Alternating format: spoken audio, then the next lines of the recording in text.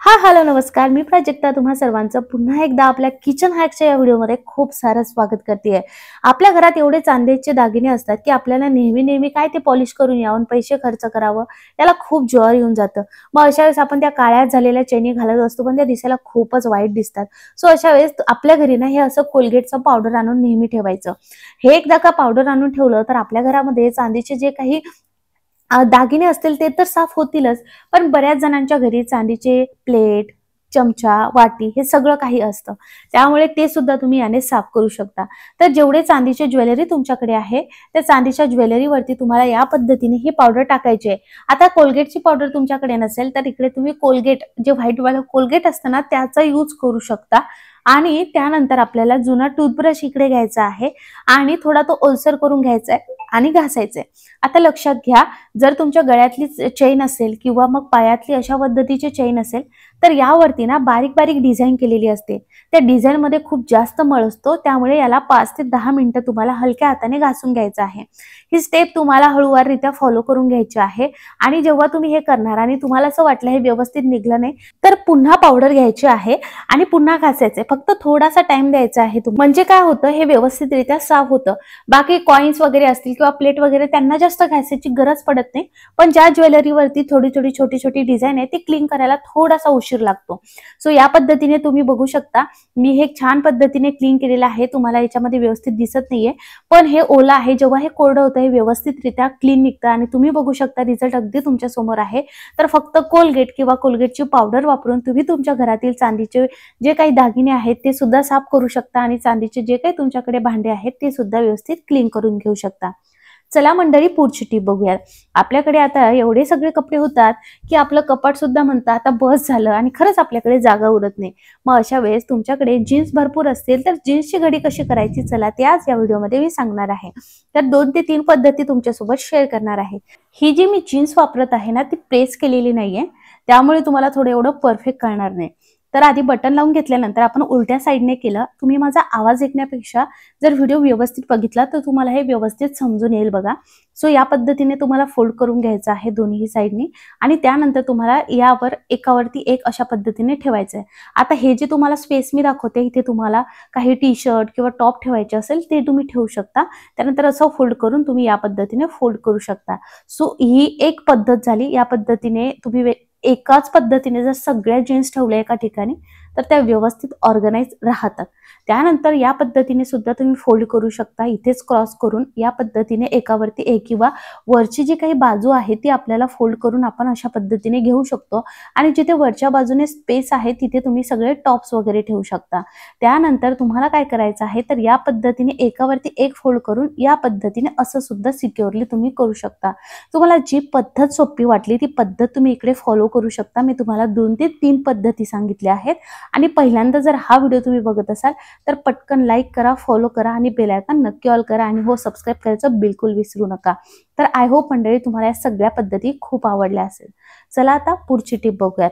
तांब पितळेची भांडी आपल्याला नेहमी स्वच्छ करावीच लागतात, पण कधी कधी असं होतं की आपल्याला खूप घाई गडबड असते किंवा घरातील आपली जी पावडर आपण नेहमी वापरतो ती संपलेली असते, स्प्रे नेहमीचा संपलेला असतो. मग अशा वेळेस आपल्याला पूजेसाठी काही भांडी लागतात तर ती स्वच्छ असणंही गरजेचं असतं. तर टेम्पररीसाठी तुम्ही हा एक जबरदस्त हॅक वापरू शकता. तुम्हाला एक बाउल घ्यायचं आहे, त्यामध्ये 1 ग्लास पाणी टाकायचं आहे. आता पाण्याचं प्रमाण तुम्ही इकडे कमी जास्त करू शकता आणि त्यानुसार यामध्ये जे आपण 2 इन्ग्रेडियंट ऍड करणार आहोत ते सुद्धा कमी जास्त करू शकता. तर इकडे 1 चमचा आपण टाकलेला आहे मीठ आणि जेवढं आपण आता इथे मीठ घेतलं आहे तेवढंच आपल्याला इथे लागणार आहे सिट्रिक ऍसिड, ज्याला लिंबू सत्व म्हटलं जातं. कोणत्याही किराणा मालाच्या दुकानात तुम्हाला हे लिंबू सत्व फार इझिली भेटून जाईल. आता जर तुम्ही याचं प्रमाण वाढवलं, समजा 2 ग्लास पाणी घेतलं तर 2 चमचे तुम्हाला लिंबू सत्व आणि 2 चमचे मीठ घ्यावं लागेल. सो या पद्धतीने तुम्हाला फॉलो करायचं आहे.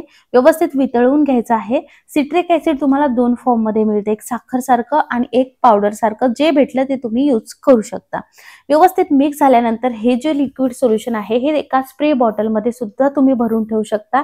ॲज अ स्प्रे म्हणून सुद्धा तुम्ही याचा वापर करू शकता तांब पितळीची भांडी स्वच्छ करण्यासाठी.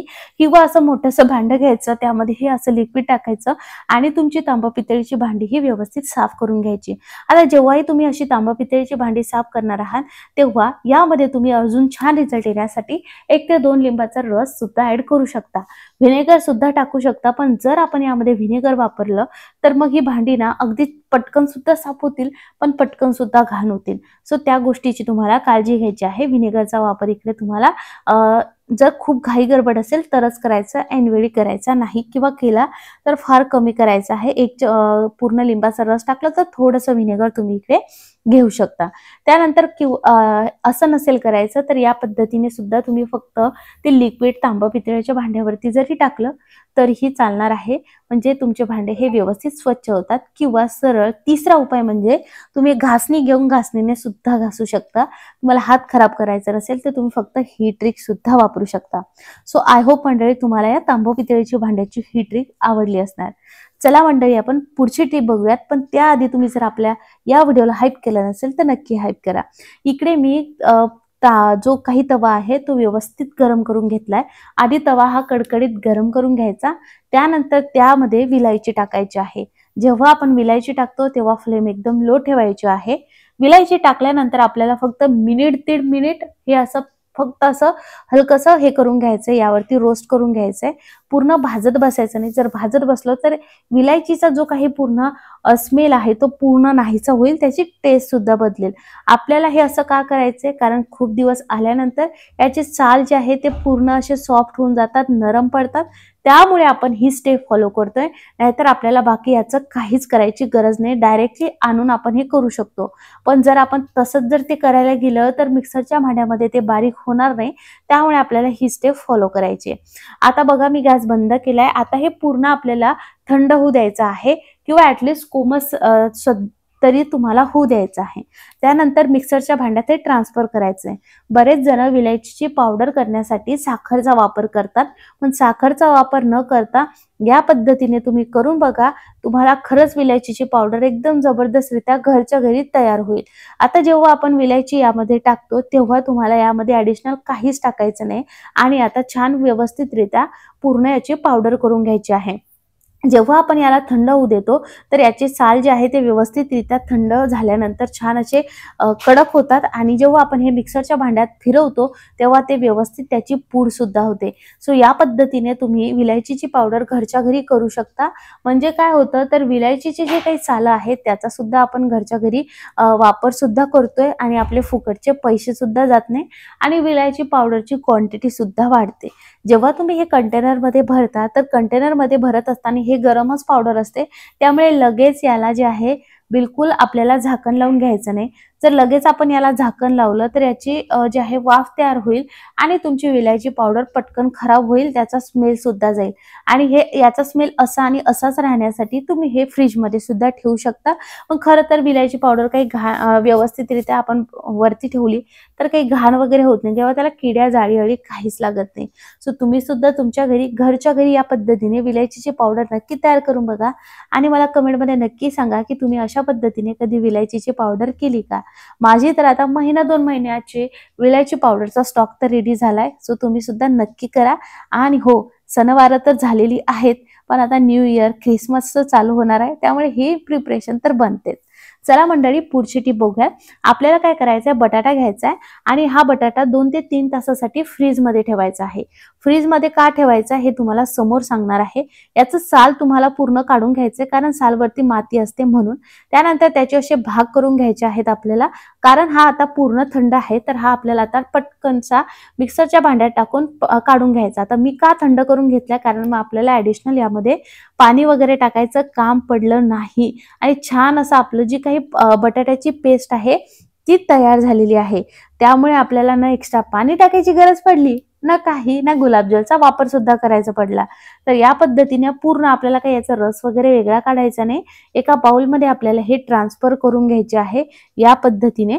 आता हा जो आहे हा पूर्ण एक बटाटा तुम्हाला एकाच वेळेस वापरायचा आहे, आणि हे कशासाठी हे समोर सांगणार आहे. त्यानंतर यामध्ये टाकायचं आहे आपल्याला तांदळाचं पीठ. तांदळाचं पीठ हे आपल्याला एकदम मुलायम नकोय, रखरखीत असायला हवं, थोडंसं स्क्रबचं काम केलं पाहिजे. म्हणून 1 चमचा याकडे टाकायचं अलोवेरा जेल. रॉ अलोवेराचा वापर करू नका, अलोवेरा जेल टाका. आणि त्यानंतर व्हिटॅमिन ई ची 1 ते 2 कॅप्सूल टाकायचे. जर व्हिटॅमिन ई ची कॅप्सूल तुम्हाला किंवा व्हिटॅमिन ईचं ऑइल तुम्हाला सूट होत नसेल, ऑलिव्ह ऑइल तुम्ही इकडे टाकू शकता. बाकी कोणतं ऑइल टाकू नका, किंवा आल्मंड ऑइल, हे 2च ऑइल टाकायचं आहे तुम्हाला. आणि हे व्यवस्थित मिक्स करायचं आहे. तांदळाचं पीठ किती टाकायचं आहे, तर आपण जे बटाट्याचं काढून घेतलेलं आहे त्यामध्ये जेवढं मावेल तेवढं, तर याच्यामध्ये 3 चमचे तांदळाचं पीठ एकदम ॲप्रोप्रिएट मावलेलं आहे. आता हे आहे तुमचं बॉडी स्क्रब. घरच्या घरी पूर्ण बॉडीला स्क्रब याने करायचं आहे आणि जेव्हा बनवलंय तेव्हाच याचा वापर करायचा आहे, फ्रीजमध्ये ठेवायचं नाही. याची काळजी तुम्हाला आवर्जून घ्यायची आहे. सो आधी चेहरा स्वच्छ धुवून घ्यायचा आहे आणि अंघोळीच्या आधी तुम्हाला सगळ्या तुमच्या शरीरावरती हे लावायचं आहे. आता मी तुम्हाला फेसला लावून दाखवते आणि हाताला सुद्धा लावून दाखवणार आहे. आणि जेव्हा तुम्ही हे लावता तुम्ही बघणार तुमच्या चेहऱ्याला छान असं थंड थंड वाटेल, कारण आपला बटाटा आपण फ्रीजमध्ये ठेवला होता. आता हे लावून घ्यायचं आणि सर्क्युलर मोशनने आपल्याला मसाज करायचा आहे 2 ते 5 मिनिटं. आता खरं म्हणाल तर एवढं धकाधकीचं जीवन आहे तर आपल्याकडे टाइम नसतो, पण एखाद दिवशी 15 दिवसातून एक दिवशी जे आहे नक्कीच आपण टाइम काढला पाहिजे आणि स्वतःवरचं जे काही टॅनिंग पिगमेंटेशन आहे ते याने रिमूव्ह होतं. तुम्हाला बिलकुलच पार्लरमध्ये जाऊन पॉलिशिंग, बॉडी पॉलिशिंग किंवा पिगमेंटेशनसाठी फेशियल किंवा क्लीनअप करायची गरज पडत नाही. क्लीनअप तर नेहमी महिन्याला केलं पाहिजे, पण ॲटलिस्ट बॉडी पॉलिशिंगला खूप सारे पैसे जातात, 2 ते 3 हजार. सो हे एकदम जबरदस्त आहे. रिझल्ट अगदी तुमच्या समोर आहे, तुम्ही बघू शकता. आणि जर तुम्हाला सगळे हॅक्स आवडले असेल तर आपल्या चॅनलला नक्की सबस्क्राईब करा, लाईक करा, सबस्क्राईब करा, बेल आयकॉन नक्की ऑल करा. फेसबुकवर हा व्हिडिओ बघत असणार तर लाईक फॉलो करायचं बिलकुल विसरू नका. तर चला मंडळी, भेटूयात पुढच्या व्हिडिओमध्ये आणि रिझल्ट अगदी तुमच्या समोर आहे. ही बॉडी पॉलिशिंग घरच्या घरी तुम्ही नक्की ट्राय करून बघा आणि मला कमेंटमध्ये नक्की सांगा. चला भेटूयात पुढच्या व्हिडिओमध्ये. बाय.